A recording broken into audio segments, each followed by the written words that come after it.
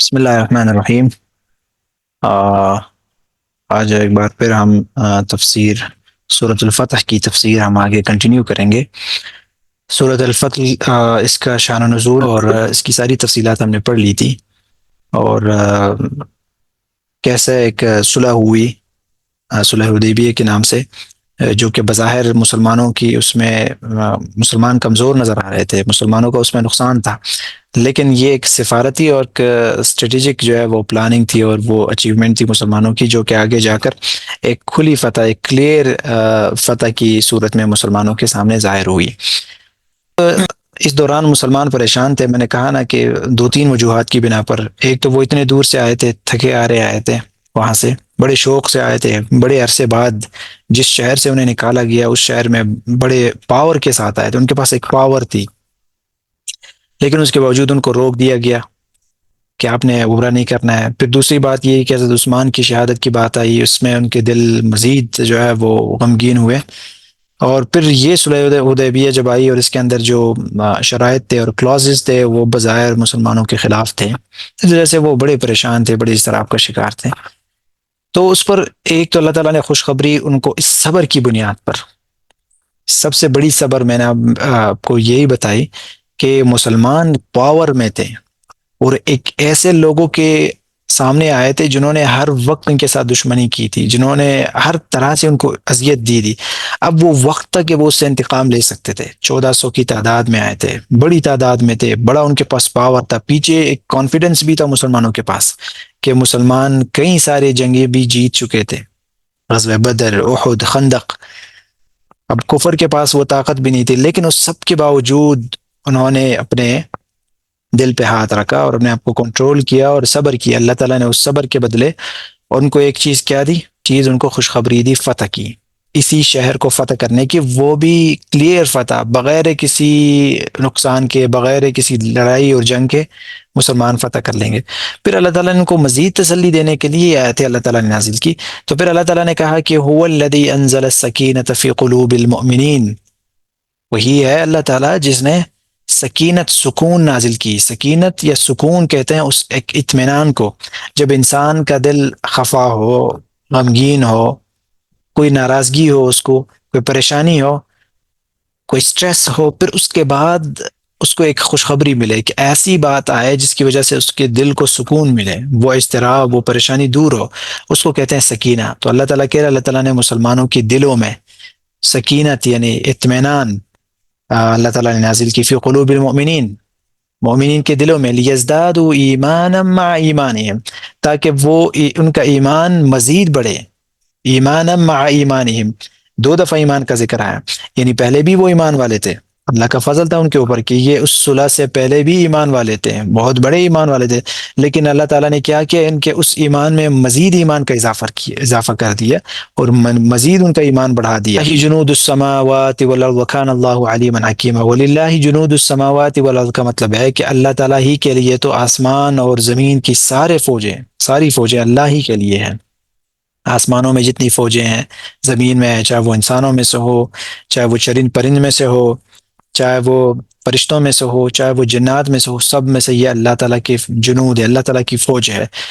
اور اس کا مطلب یہ ہے کہ کوئی اگر اللہ تعالیٰ کے مقابلے میں آتا ہے یا اللہ تعالیٰ کے بندوں کے مقابلے میں آتا ہے تو وہ اللہ تعالیٰ کی فوج کے سامنے اس کی فوج کچھ بھی نہیں ہے، کچھ بھی نہیں ہے۔ تو اللہ تعالیٰ کہہ رہے کہ طاقت بھی اگر ہے تو اللہ تعالیٰ کی ہے، اور اگر فوج بھی ہے تو اللہ تعالیٰ کی ہے، لہٰذا اللہ تعالیٰ کی طاقت کے سامنے کوئی طاقت رکھتی ہی نہیں ہے۔ اللہ تعالیٰ کی طاقت ہے سب سے جو زیادہ طاقتور ہے، تو اللہ تعالیٰ یہ بھی کر سکتے تھے کہ طاقت کے ذریعے مکہ فتح کر لیتے ہیں اور مسلمانوں کو جو ہے وہ حکم دے دیتے ہیں کہ آپ لوگ جا کر لڑیں، اور پھر اللہ تعالیٰ ان کی مدد کرتے ہیں۔ لیکن اس سب کے باوجود بھی اللہ تعالیٰ نے مکہ کے لوگوں کو اتنا عاجز کیا مسلمانوں کے سامنے کہ وہ عاجز ہو گئے اور سرنڈر ہو گئے۔ اور پھر اللہ تعالیٰ مزید کہہ رہے ہیں کہ وَكَانَ اللَّهُ عَلِيمًا حَكِيمًا، اور اللہ تعالیٰ جو ہے وہ پرفیکٹ نالج والے، پرفیکٹ علم والے ہیں، ٹھیک ہے۔ ہم میں سے کوئی شخص اگر بہت بڑا عالم بھی ہو تو وہ ایک اسپیسیفک سبجیکٹ میں اس کی جو ہے وہ مہارت ہوگی، ٹھیک ہے، اس میں ایک حد تک جائے، وہ بھی ایک حد تک ہوگی، لیکن اللہ تعالیٰ دنیا کی ہر چیز کے بارے میں اس کی علم ہے، اور پرفیکٹ علم ہے، اس کی ماضی کا علم، حال کا علم، مستقبل کا علم، اس کے غیب کا علم، اس کے ساتھ کیا ہوگا، کیا ہوا، یہ سب اللہ تعالیٰ کے احاطے میں ہے اس کا سارا علم۔ اور اس علم کے ساتھ ساتھ اللہ تعالیٰ حکیم بھی ہے، وائز بھی ہے۔ حکیم اور وائز ایک ایسی ذات کو کہتے ہیں جو ہر چیز کو اس کی مناسبت سے، اس کے ایک بہترین وقت پر، اس کے بہترین انداز سے کوئی کام کرنا، اسے کہتے ہیں حکیم۔ ٹھیک ہے، مثال کے طور پر میرے پاس کوئی چیز ہے، یہ چیز میں کہیں رکھنا چاہتا ہوں، تو اس چیز کا سب سے مناسب جگہ پہ اگر میں اس کو پلیس کروں تو یہ حکمت ہے۔ میں کوئی بات کروں تو ایک موضوع موقع پر کروں، ایسے موقع پر کروں جو وہ بات مکمل طور پر لوگوں کے دلوں میں بیٹھیں اور لوگ اس کو سنیں، تو یہ حکمت ہے۔ تو اللہ تعالیٰ علم کے ساتھ ساتھ حکیم بھی ہے، حکمت والے بھی ہیں۔ اور اس کے ساتھ مزید اللہ تعالیٰ کہہ رہے ہیں کہ اللہ تعالیٰ نے آپ کو یہ فتح عطا کی اس پر، لیدخل المؤمنین، تاکہ تمہیں داخل کرے، یعنی تاکہ مؤمنین کو، یعنی مؤمنین مرد کو اور عورتوں کو داخل کرے جنات، جنتوں میں۔ ان جنتوں کا ذکر کافی دفعہ آیا، ان کی صفات، ان کے اندر کیا کیا ہوگا، اور یہ ہر وقت آتا ہے کہ اس کے جنتیں ہیں تجری من تحتها الانہار، ایسی جنتیں، ایسے باغات ہیں جن کے نیچے نہریں بہ رہی ہوں گی، خالدین فیہا، لوگ جنتی لوگ جو ہے یہ مؤمنین اور مؤمنات ہمیشہ اس میں رہیں گے۔ وَيُكَفِّرْ عَنْهُمْ سَيِّئَاتِهِمْ، اور اللہ تعالیٰ ان کی تھوڑی بہت اگر گناہیں ہیں تو اللہ تعالیٰ ان کو بھی بخش دیں گے۔ ٹھیک ہے، کیونکہ مسلمان خدا نخواستہ اگر وہ جہنم جائیں تو ان کی کچھ غلطیوں کی وجہ سے وہ جہنم کچھ وقت کے لیے جائیں گے تو واپس آئیں گے۔ یہاں پہ ایسے مسلمان جو ہے اس وقت کے جو یہ صحابہ ہیں ان کے بارے میں خصوصی طور پر ہے کہ اگر ان کی تھوڑی بہت مسٹیکس ہو، غلطیاں ہوں، تو اس سے بھی اللہ تعالیٰ درگزر کریں گے تاکہ وہ ڈائریکٹ جنت میں جائیں۔ اور یہاں جنت کی اکثر میں دو کوالٹیز بیان کرتا ہوں کہ وہ دنیا میں عام طور پر نہیں ہے، بالکل نہیں ہے، اور جنت میں ہے۔ جب خالدین کا لفظ آتا ہے، خالدین کا مطلب ہوتا ہے ہمیشہ جنت میں رہنا، خالدین فیہا، ہمیشہ جنت میں رہیں گے۔ تو دو چیزیں جو کہ دنیا میں نہیں ہیں اور وہ جنت میں ہے، وہ یہ کہ دنیا کی جو نعمتیں ہیں وہ لمیٹڈ ہے۔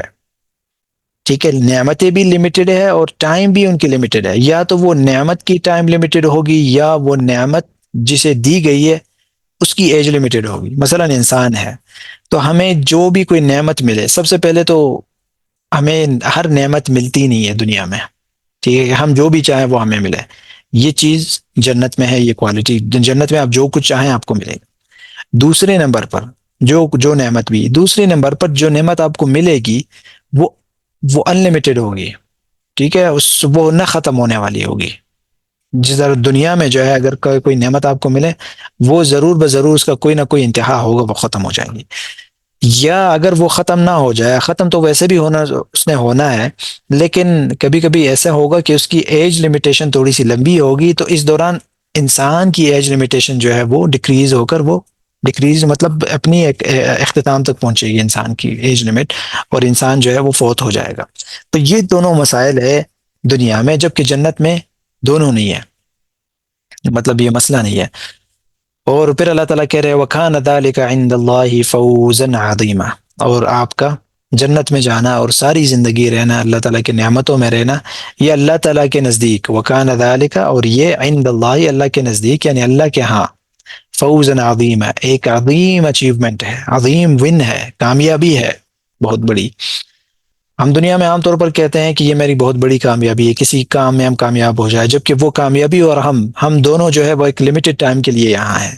جبکہ جنت جو ہے ہم اور وہ نعمت جو ہمیں ملے گی، جنت کی نعمت، وہ دونوں ہمیشہ کے لیے۔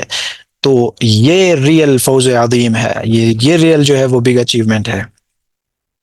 اور اس کے ساتھ اللہ تعالیٰ اب منافقین کا بھی ذکر کریں گے۔ منافقین کا ذکر اس وجہ سے کریں گے اللہ تعالیٰ کیونکہ جب مسلمان مدینہ سے نکل رہے تھے، وہاں آپ صلی اللہ علیہ وسلم نے جب ارادہ کیا عمرہ کرنے کا، آپ صلی اللہ علیہ وسلم نے آس پاس کے تمام قبائل والوں کو، سب کو اللہ تعالیٰ، اللہ کے حضور نے ان کو پیغام بھیجا کہ اس طرح سے ہم عمرے کے لیے نکل رہے ہیں، اور اس میں جنگ کا خطرہ بھی ہے، کیونکہ کافروں سے ہم نے بڑی جنگیں کی ہے، اس دفعہ اگر ہم جائیں گے تو شاید ہمیں راستے میں وہ ہمیں روکیں، یا وہاں جا کر ہمیں روکیں تو ہمیں جنگ کی نوبت آ سکتی ہے، ممکن ہے جنگ ہو جائے، تو لہٰذا آپ سب تیاری کریں۔ اب اس میں مسلمان جو ہے ان کو تو جنگ ہو تب بھی وہ اللہ کے حضور جو ہے ہمیشہ اپنا سر پیش کرتے تھے، قربانی کے لیے تیار ہوتے تھے، اور ویسے بھی عمرے کے لیے ان کے دل مچل رہے تھے اور وہ بڑی انتظار میں تھے۔ لیکن جو منافقین تھے، میں نے پہلے بھی بتایا کہ منافقین چونکہ مسلمان نہیں تھے، وہ تو مسلمان تھے ہی نہیں، وہ اس طرح کی جگہوں پر کہتے تھے کہ ہم کیوں مفت کھاتے میں چلے جائیں، ہم کیوں مر جائیں، ہم تو صرف اس لیے مسلمان ہوئے ہیں تاکہ ہم اپنے جو انٹرسٹ ہے، اپنے فائدے جو ہے اس کو سمیٹیں، لیکن اس میں تو ہمیں فائدہ نہیں ہے، یہ تو خطرہ ہے اس میں۔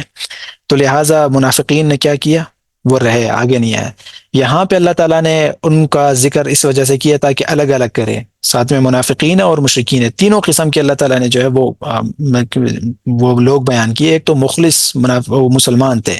مکمل مخلص صحیح طرح کے مسلمان۔ دوسری قسم کے لوگ تھے ڈاؤٹ فل منافقین، یہاں کبھی وہاں۔ تیسری قسم کے مشرکین ہیں، ان کا بھی ذکر آ رہا ہے، وہ یعذب المنافقین، تاکہ اللہ تعالیٰ منافقین کو عذاب دے، منافقین مرد اور منافقات منافق عورتیں، والمشرکین والمشرکات اسی طرح سے مشرک یعنی کافر مرد اور کافر عورتیں، الظانین باللہ ظن السوء، جو کہ اللہ کے بارے میں غلط گمان رکھتے ہیں۔ ظن السوء کا مطلب ہوتا ہے برا گمان۔ گمان کیا رکھتے تھے؟ وہ یہ گمان رکھتے تھے کہ یہ جو مسلمان وہاں جا رہے ہیں، ٹھیک ہے، اپنے دشمنوں کے شہر میں جا رہے ہیں، یہ تو اپنے آپ کو یہ تو ایک خودکشی کر رہے ہیں، یہ تو ان کے سامنے وہ لوگ تو ان کے اپنے شہر میں ان کو نہیں چھوڑ رہے، تو اپنے شہر میں کیسے چھوڑیں گے؟ یعنی کفار مکہ جو ہے مسلمانوں کو مدینہ میں نہیں چھوڑ رہے تھے، یہاں بار بار آ رہے تھے، اب یہ ان کے شہر میں جا رہے ہیں، یہ تو اپنے آپ کو جو ہے وہ ہلاکت میں ڈال رہے ہیں۔ تو یہ، اور پھر یہ کہتے تھے کہ اللہ تعالیٰ ان کی مدد نہیں کریں گے، اب پتہ چلے گا اب ان کا رب ان کی مدد نہیں کریں گے۔ تو یہ اللہ تعالیٰ نے کہا کہ یہ میرے بارے میں بدگمانیاں کر رہے تھے، اللہ کے بارے میں بدگمانی کر رہے تھے، جبکہ علیہم دائرۃ السوء، جبکہ ان کی بدگمانی خود ان کو لپیٹ میں لے لے گی۔ دائرہ کہتے ہیں سرکل کو،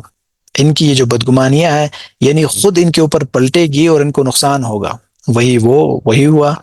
کہ کفار کو شکست ہوئی، مسلمان چار سو پھیل گیا، مسلمان اور اسلام چار سو جو ہے وہ پھیل گئے۔ اور اسی طرح سے مزید اللہ تعالیٰ اپنے غم اور غصے کا اظہار ان کے اوپر کر رہے ہیں کہ وغضب اللہ علیہم، اللہ تعالیٰ ان کے اوپر سخت غصہ ہوئے، ولعنہم، اور ان کو اپنے رحمت سے دور کر دیا، وأعد لهم جہنم، اور ان کے لیے جہنم تیار کی، وساءت مصیرا، اور یہ جو جہنم ہے یہ بہت ہی برا ٹھکانہ ہے۔ اور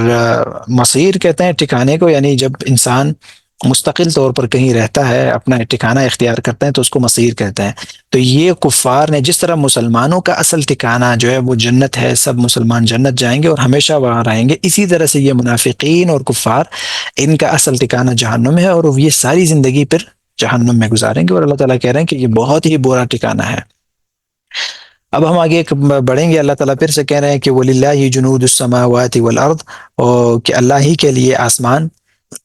آسمانوں اور زمین کی فوجیں ہیں، وَكَانَ اللَّهُ عَزِيزًا حَكِيمًا، اور اللہ تعالیٰ ایک مضبوط اقتدار والے ہیں، یعنی کیسے اقتدار جس کے اندر کوئی نقص، کوئی کمی نہیں ہے۔ اگر اللہ تعالیٰ کا کوئی ابھی جو اللہ تعالیٰ کا نظام ہے پوری دنیا میں، وہ پوری دنیا میں مستحکم ہے، ایسا نہیں ہے کہ کوئی کہیں پہ کوئی کمی بیشی ہے، کہیں کسی علاقے پر یا کسی جزیرے پر یا کسی جو ہے وہ کائنات میں کسی جگہ پر کوئی اور قابض ہے، وہ اللہ تعالیٰ کے قبضے سے اس نے لیا ہے، نہیں، یہ سب اللہ تعالیٰ کے، اور اللہ تعالیٰ کا اقتدار مکمل کامل ہے۔ اور اس پورے اقتدار اور طاقت کے ساتھ ساتھ جس طرح علم، پرفیکٹ علم کے ساتھ ساتھ اللہ تعالیٰ وائز بھی تھے، حکیم بھی تھے، اسی طرح سے اللہ تعالیٰ کے کامل اور مضبوط اقتدار کے ساتھ ساتھ اللہ تعالیٰ حکیم ذات بھی ہے، وائز بھی ہے، ٹھیک ہے۔ عام طور پر دنیا میں جب ہم دیکھتے ہیں کوئی بندہ اگر اقتدار میں آتا ہے، وہ طاقتور بن جاتا ہے، تو وہ بس پھر کہتے ہیں کہ سب کچھ میرا، ٹھیک ہے، وہ ظلم اور ہر چیز سے جو پھر رکتا نہیں ہے۔ لیکن اللہ تعالیٰ اتنے طاقتور اور غالب ذات ہے، اس کے باوجود اللہ تعالیٰ حکمت کے فیصلے کرتے ہیں، کسی کے ساتھ ظلم نہ ہو، ہر چیز مناسب اور اچھے طریقے سے ہو۔ اللہ تعالیٰ حضور علیہ السلام سے فرما رہے ہیں کہ انا ارسلناک شاہدا ومبشرا ونذیرا، کہ ہم نے تمہیں گواہ بنا کر اور خوشخبری دینے والا اور ڈرانے والا بھیجا ہے۔ یعنی جو اللہ کے حضور کی جو ڈیوٹیاں ہیں، اللہ تعالیٰ ان کو پھر بتا رہے ہیں کہ تم صرف ان تمام واقعات جو کچھ ہو رہے ہیں تمہارے سامنے ہو رہی ہے، تم گواہ دو گے ان تمام واقعات کے، یعنی کفار کے کفر کا، منافقین کی نفاق کا، اور مسلمانوں کی صبر، قربانی اور اس اخلاص کا، اس اخلاص کی تم گواہی دو گے، اور ساتھ میں تم مسلمانوں کو خوشخبری دو گے، جن مسلمانوں نے صبر کیا، جنہوں نے استقامت سے کام لیا، جنہوں نے طاقت کے باوجود انہوں نے آپ کی بات مانی اور آپ کے حکم پر لبیک کہا، ان کو خوشخبری والے ہو، ان کو خوشخبری دینے والے ہو، اور نذیر ہو، ساتھ میں ان کو فار اور منافقین کو ڈرانے والے ہو، اور یہ آپ کی ڈیوٹی ہے۔ مسلمانوں سے اللہ تعالیٰ کہہ رہے ہیں کہ لِتُؤْمِنُوا بِاللَّهِ وَرَسُولِهِ، اور تاکہ تم اللہ اور اس کے رسول پر ایمان لے آؤ، وَتُعَزِّرُوهُ، اور اللہ کے رسول کی تم مدد کرو، اللہ کے رسول کو جب بھی کوئی مشکل پیش آئے اس کی تم مدد کرو، وَتُوَقِّرُوهُ، اور اس کی تعظیم کرو، اس کی رسپیکٹ کرو، اس کی بات مانو، اس کے ہر حکم کے سامنے جو ہے وہ سرنڈر ہو جاؤ اور مان لو اس کے بعد۔ وَتُسَبِّحُوهُ بُكْرَةً وَأَصِيلًا، اور اسی طرح سے اللہ کی تسبیح بیان کرو، بکرتاً صبح میں، وَأَصِيلًا، اور شام میں۔ یہاں تک آج کا کافی ہے، اور کل پھر انشاءاللہ وہ جو بیعت رضوان ہوئی تھی درخت کے نیچے، اس کا اللہ تعالیٰ خود یہاں پر ذکر کر رہے ہیں اور اپنی رضا کا اظہار کر رہے ہیں، اور اللہ تعالیٰ بتا رہے ہیں کہ ان ہاتھوں میں سے ایک ہاتھ میرا بھی تھا، ان تمام ہاتھوں کے اوپر میرا ہاتھ بھی تھا۔ تو انشاءاللہ پھر ہم کل کی کلاس میں اس کو ڈسکس کریں گے انشاءاللہ۔